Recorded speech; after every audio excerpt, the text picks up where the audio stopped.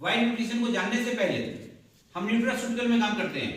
हमारे पास जो भी उत्पाद है क्या है, वो न्यूट्रास्यूटिकल है, शुद्धिकरण किया हुआ आयुर्वेदा का प्रोडक्ट है।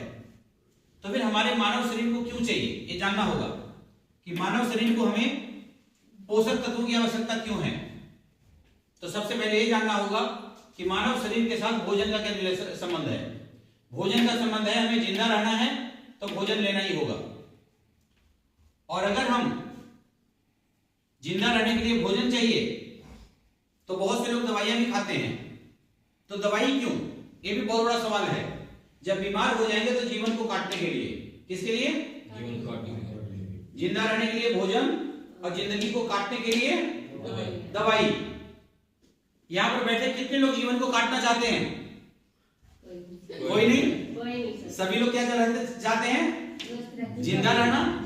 और जिंदा के साथ साथ एक और चीज आता है, स्वस्थ और खुश रहना। क्या आएगा? स्वस्थ रहना और खुश रहना। वो स्वस्थ और खुश हम कब रहेंगे? जब हमारी बॉडी 100% न्यू उत्सर्जन करती रहेगी। किन चीजों का न्यू उत्सर्जन करती रहेगी, ये जानना बहुत जरूरी है। नई उत्सर्जन करने के लिए ये बात जानना है कि जीवन से लेकर मृत्यु तक बॉडी एक ही होता है। सिस्टम विभाग कई होते हैं, शरीर एक विभाग कई, ऑर्गन्स और ज्यादा होता है जिसको हम बोलते हैं अंग। अंग के बाद ऊतक और ज्यादा होता है जिसको हम बोलते हैं टिश्यू, और उसके बाद कोशिकाएं, हमारा सेल, ये अनगिनत होती है। एक शब्दों में कहें तो शरीर एक, विभाग कई, अंग और ज्यादा, ऊतक सबसे ज्यादा, कोशिकाएं अनगिनत। अब इन जो कोशिकाएं, हमारा सेल, इसकी उम्र है 90 दिन, 120 दिन और 150 दिन। इतने ही दिनों में मर जाता है। इसको पुनः जन्म लेना होता है। न्यू सर्जन का मतलब है बार बार जन्म लेना, बार बार मरना और बार बार जन्म लेना। तो न्यू सर्जन जो करते, किस चीज का हमारी बॉडी में बार बार होता है? बॉडी का तो एक ही बार मरना, एक ही बार जीना होता है। लेकिन बॉडी के अंदर न्यू सर्जन किसका बार बार होता है? हमारी कोशिकाओं की। अब कोशिकाओं को पुनः निर्माण के लिए, पुनर्निर्माण के लिए क्या क्या चीज चाहिए होता है? पंच तत्व चाहिए होता है। क्या चाहिए होता है? पंच तत्व चाहिए होता है। अब पंच तत्व में देखा जाए तो क्या क्या चीजें आती है? पंच तत्व में आता है 12 टाइप के विटामिन, 12 तरह के विटामिन। कौन कौन सा? Vitamin A, B1, B2, B3, B5, B6, B12, vitamin C, D, E, H, K. 12 तरह के विटामिन हमारी बॉडी के अंदर पंचतत्व में के कॉम्बिनेशन के लिए चाहिए। 19 तरीके की एमिनो एसिड चाहिए होती है हमारी बॉडी को, हम एंजाइम जिसको बोलते हैं। इसमें 10 चाहिए होता है एसेंशियल और 9 होता है नॉन एसेंशियल। इसका मतलब होता है, एसेंशियल का मतलब जो एनी टाइम रोज जरूरत हो, एक ऐसी एंजाइम जिसकी जरूरत रोज हो, और एक ऐसी एंजाइम जो कभी कभी हो, ऑपरेशन हो गया तो, एक्सीडेंट हो गया तो, ज्यादा ब्लड बह गया तो कुछ चीजों की आवश्यकता ज्यादा कभी कभी चाहिए होता है और बॉडी में स्टॉक रहता है। तो सबसे पहले क्या चाहिए? 12 तरह के विटामिन, 19 तरह के एमिनो एसिड्स, 20 तरीके के मिनरल्स। 20 तरह क्या चाहिए होता है? मिनरल। जैसे मिनरल्स मतलब खनिज पदार्थ, किस किस टाइप का? Iron, calcium, potassium, magnesium, sulphur, sodium, titanium, zinc, निकल, आयोडीन इत्यादि। 20 तरह की खनिज पदार्थ हमारी बॉडी को चाहिए होता है। और 275 टाइप के न्यूट्रिएंट्स के कंपाउंड्स होते हैं जिसको हम बोलते हैं पोषकता के अंश। ये पोषकता के अंश कब काम आता है? जब हम अपनी बॉडी को ओवर प्रेशर वर्क करते हैं। हमारी बॉडी की क्षमता है इतना काम करने का 10%, और हम काम कर लेते हैं कई बार 110%। तो हमारी इम्यूनिटी, हमारी बॉडी तभी तक साथ देगा जब तक हमारी बॉडी में कंप्लीट कॉम्बिनेशन में पोषक तत्व है। क्यों? हो सकता है हमारे सेल्स बीमार हो जाते हो सकता है सेल्स वीक हो जाते हो, और सेल्स को बनने में टाइम लगेगा। हमारी बॉडी में एग्जांपल के तौर पे कहते हैं 100 करोड़ सेल्स है। ओवरलोड जब काम किया तो 50 आधे सेल्स बीमार हो गए। तो वहां पे अगर पोषक तत्वों का कॉम्बिनेशन है तो ये सभी पोषक तत्व हमारे सेल्स को हेल्दी भी करता है। क्या करता है? सेल्स को हेल्दी भी करता है, और फिर वो सेल्स पुनर्निर्माण भी करता है। जब सेल्स हेल्दी हो जाएगा तो टिश्यू 100% अपनी ग्रोथ लेता रहेगा। जब टिश्यू ग्रोथ लेता रहेगा तो हमारे ऑर्गन्स भी वर्किंग करेंगे। अब वर्किंग करेंगे ऑर्गन्स तो हमारा सिस्टम वर्किंग क्या करेगा? फ्लूइड का बनाना, ग्रीस का बनाना, ब्लड का बनाना, कार्टिलेज का बनाना, तरह तरह की जितनी बॉडी में तरल पदार्थ बनता है पूरी बॉडी के सिस्टम को एक्टिव रहने के लिए वो सिस्टम हमारा काम करता रहेगा और फिर हमारी बॉडी कैसी रहेगी, खुश रहेगी और स्वस्थ रहेगी। अब भगवान ने देखिए, भगवान की लीला देखें कि भगवान ने 500 तरह के पोषक तत्वों को बॉडी में ऑब्जॉर्प्शन के लिए, बॉडी में सोखने के लिए हमारे बॉडी में एक ऐसा अंग बना डाला जिस अंग का नाम है स्मॉल इंटेस्टाइन, छोटी आंत। क्या नाम है उसका? छोटी आंत। वो छोटी आंत कितनी लंबी होती है? हमारी लंबाई से 4.5 गुना लंबा। कितना लंबा? हमारी बॉडी से 4.5 गुना लंबा। अब जब हमारी बॉडी से 4.5 गुना लंबी जो हमारी छोटी आंतें हो जाएगी तो एक सवाल भी उठता है ना कि नाक छोटा, आंख छोटा, कान छोटा, फिर ये 22 से 28 फुट लंबी आंत तो इतनी लंबी क्यों? इस सवाल का हल अगर किसी को मिल गया तो जीवन में कभी वो बीमार नहीं पड़ेंगे, अटैक नहीं आएगा, समय से पहले बुढ़ापा नहीं होगा और कभी ऑपरेशन नहीं होगा।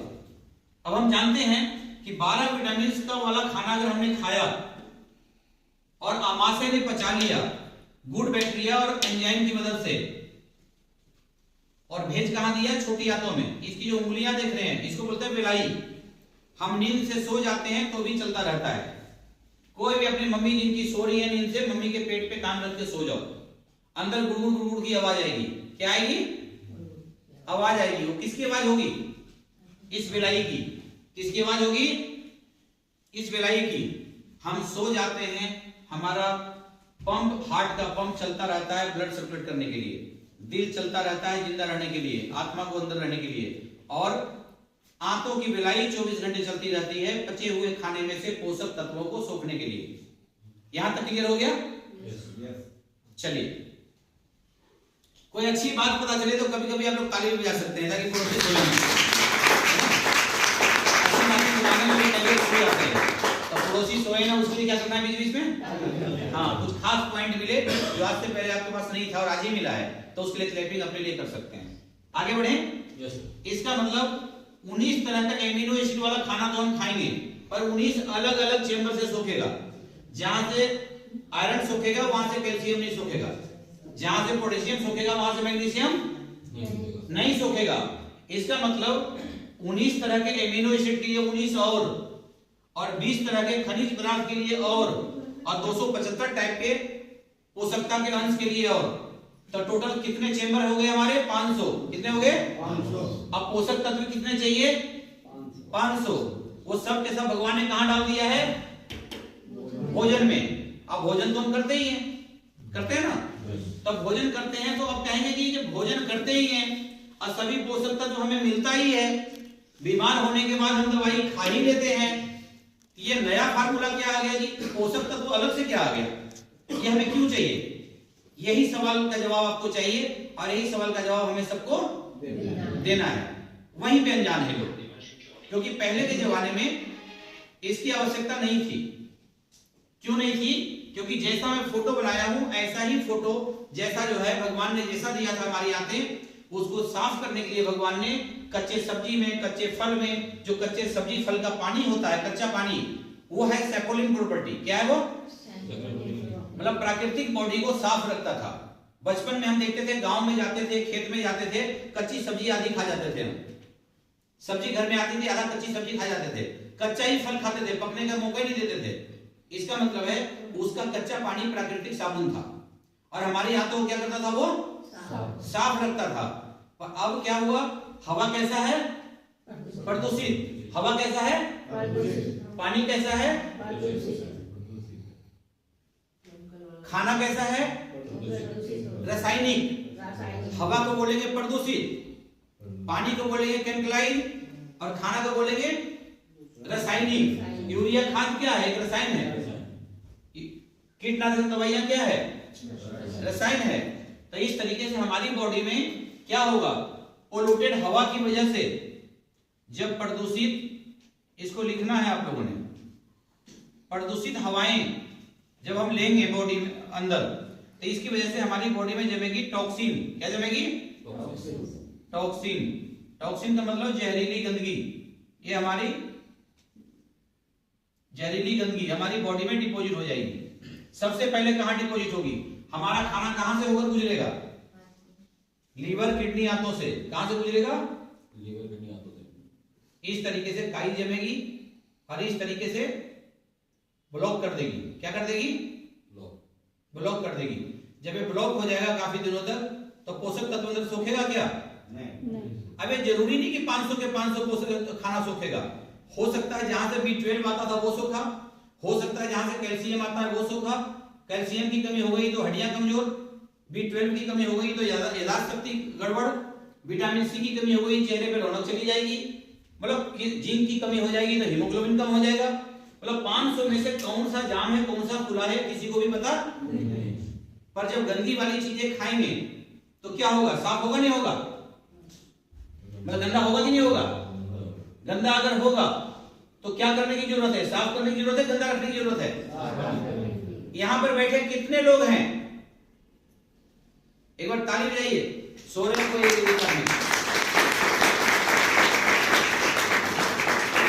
है ना। अब हम बात करते हैं कि मानव शरीर के अंदर ऑटोमेटिक प्रणाली 500 तरह के पोषक तत्व का खाना मौजूद है। पहले के जमाने में पोषक तत्व खाने में होता था कितना %? आज के डेट में कितना रह गया है? कितना रह गया है? पहले के जमाने में जब लोग खाना खाते थे तो उनकी बॉडी में पोषक तत्वों का जो रोज ऑब्सेशन होता था, कितना होता था? रोज खाते हैं ना, तो रोज 100% ऑब्सेशन होगा तो कहां रखेगा हमारा शरीर? तो रोज कितना चाहिए था? जो चाहिए था वो ले लेता था, जो नहीं चाहिए वो अपने आप मोशन बन के बाहर निकल जाता था। पहले के जमाने में कब? जब 100% पोषक तत्व वाला खाना खाते थे तब। अब कितने % वाला खाना खाते हैं? अब हमारी बॉडी को कितना % चाहिए रोज खाएंगे तो? कितना चाहिए? अभी भी 49% ज्यादा है कि नहीं है? हमारे खाने में पोषक तत्व अभी भी 49% ज्यादा है कि नहीं? हाँ जी। तो फिर गड़बड़ कहां हुआ है? कहां गड़बड़ हुआ है? खाना खाते हैं, पचाते हैं, पर अवशोषण नहीं होता। ऑब्जॉर्प्शन, गंदी क्या है हमारी? आते हैं। अगर 500 चेंबर में से 50 चेंबर जाम है, क्लोज है, जहां से पोषक तत्व सोख नहीं रहा, तो कमी खाने में है या कमी आंतों में है? हाँ जी, खाने में कमी है ना, या आंतों में कमी है? कैसे? कितना पोषक तत्व चाहिए मुझे और है कितना उसमें? तो खाने में कमी कैसे हुआ? जहां से पोषक तत्व सोख रहा है वो जाम हो गया, तो कमी तो आंतों में है ना कि खाने में है? कुछ बुझा भेजा में। हम सब लोग कहां पे मिस कर रहे हैं? खाने में तो 100 से लेकर अभी 85 ही पहुंचा है। कहां पहुंचा है? और आते हमारी गंदी हो गई है। आते हमारी गंदी हो चुकी है। तो हमें आंतों को साफ रखना है कि ताकत वाला खाना ढूंढना है? हाँ जी, आंतों को साफ रखना है। अगर ये गंदगी साफ नहीं हुआ, क्या नहीं हुआ? गंदगी साफ नहीं हुआ तो हम 1 लाख का खाना खा लें चाहे 1 करोड़ का खाना खा लें, क्या हमारी बॉडी को के अंदर पहुंचेगा? तो इसका मतलब लोगों को भेजा खोलना है, ट्रांसपेरेंसी देनी है, ये बेसिक नॉलेज देनी है कि 22 से 28 फुट लंबी आते कोई भी साफ नहीं कर रहा। 5-6 मीटर लंबी साड़ी पहनेंगे तो तीसरे दिन धुलना चाहिए, नहीं धुलना चाहिए? एक ही साड़ी को खोल खोल के बार बार पहनेंगे? धुलना चाहिए ना। ये 28 फुट लंबी आते रोज बताता है, 24 घंटे खाने में से पोषक तत्वों को सोखता रहता है। साफ होना चाहिए, गंदा रहना चाहिए? अगर ये साफ रहेगा तो सभी पोषक तत्व बॉडी में जाएगा कि नहीं जाएगा? अब बात करते हैं कि सबको पोषक तत्व क्यों चाहिए। तो यहां पे बैठे हाथ उठाएं, किनकी आंतें बिल्कुल साफ है? इस हॉल में बैठे कितने लोग हैं जिनकी आंतें बिल्कुल साफ है? जो 200 बोतल पी चुके हैं। जो 200 बोतल कितना? 200। हाँ जी, 1 बोतल से 1 मटर के दाने भरी साफ होगा। कितना साफ होगा? 1 मटर के दाने भरी साफ होगा। इसके मतलब 28 फुट लंबी आंतों में 6 से लेकर 12 किलो वजन होगा। क्या वजन होगा? किस चीज का? टॉक्सिन्स का, किसका? टॉक्सिन्स का। कहां से आया? प्रदूषित हवाएं से। हाँ जी। और केमिकलाइज वाटर से, केमिकलाइज वाटर से क्या आएगा? साथ में मिलावट वाला तेल घी से क्या आएगा? टॉक्सिन्स। इससे आएगा फैट। क्या आएगा? फैट। किससे? चर्बी। मिलावट वाला तेल घी से। प्रदूषित हवा और पानी, इससे क्या आया? टॉक्सिन्स। और मिलावट वाला तेल घी से क्या आया? चर्बी। यूरिया खाद वाला खाना है ना, जिसको कहते हैं हर्बिसाइड और पेस्टिसाइड, इससे क्या आया? केमिकल का मतलब रसायन। क्या आया बॉडी में? रसायन। हमारी बॉडी में टॉक्सिन डिपोजिट हो गया, आंतों में, लीवर में, किडनी में। फैट डिपोजिट हो गया मांसपेशियों में, हार्ट के ऊपर, लीवर के ऊपर, जगह जगह फैट डिपोजिट हो गया। और रसायन भी जगह जगह बॉडी में काई जैसा जमा हुआ है। कैसा जमा हुआ है? काई जैसा। और एक चीज जब मर गया, 90 दिन, 120 दिन, 150 दिन में डेड हो गया हमारी कौन सी? सेल्स, कोशिकाएं, तो उसको भी बॉडी में ही रहने में मजबूर कर दिया, जिसको हम बोलेंगे डेड सेल। इसको हम बोलेंगे मृत कोशिकाएं। क्या बोलेंगे? मृत कोशिकाएं। अब ये बॉडी में हमारे डिपोजिट है।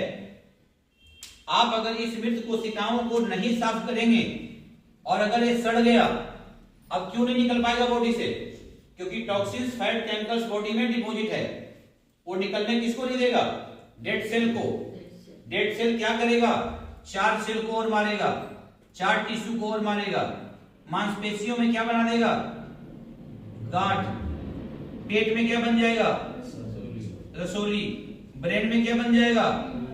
ट्यूमर। इन्फेक्शन हुआ तो क्या बन जाएगा? कैंसर। कैंसर नहीं चाहिए तो हमें क्या करना पड़ेगा? सभी डेड सेल को निकालना होगा। सभी जो सेल मर गया बॉडी में, उसकी आवश्यकता नहीं है। डेड सेल को निकालना होगा। और डेड सेल के निकालने से पहले किसको कम करना होगा? फैट के साथ साथ किसको साफ करना होगा? इसके साथ साथ किसको निकालना होगा? अगर टॉक्सिन्स, फैट, केमिकल्स और डेड सेल नहीं निकला तो क्या लगता है? ना कैंसर टलेगा, ना पोषक तत्वों का कॉम्बिनेशन होगा, ना तो सेल्स का पुनर्निर्माण होगा, और ना तो हम स्वस्थ और खुश रहेंगे। ये मुद्दा क्लियर हो गया आप लोगों को?